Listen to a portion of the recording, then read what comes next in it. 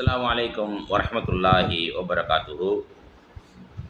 சூரத்துல் ஆல் இம்ரான் 3வது அத்தியாயம் 51 முதல் 63 வசனங்கள் வரையிலும் அல்லாஹ் ரப்புல் ஆலமீன் திருமறை குர்ஆனில் ஈசா அலைஹிஸ்ஸலாம் அவர்களின் உண்மை அழைப்பு பற்றி குறிப்பிடுகின்றான். அதில் அல்லாஹ் ரப்புல் ஆலமீன் அல்லாஹ் அவனையே வணங்குங்கள் என்றும், மக்களும் சூழ்ச்சி செய்தனர், அல்லாஹின் சூழ்ச்சி மிக சிறந்த சூழ்ச்சியாக இருக்கிறது என்றும், அல்லாஹ் ஈசா அலைஹிஸ்ஸலாம் அவர்களை தனது பக்கம் உயர்த்தி கொண்டான் என்பதை பற்றியும், ஈசா அலைஹிஸ்ஸலாத்து வஸ்ஸலாம் அவர்களின் நிலை ஆதம் அலைஹிஸ்ஸலாம் அவர்களைப் போல் என்றும் திருமறை குர்ஆனில் சுட்டிக்காட்டியிருக்கின்றான்.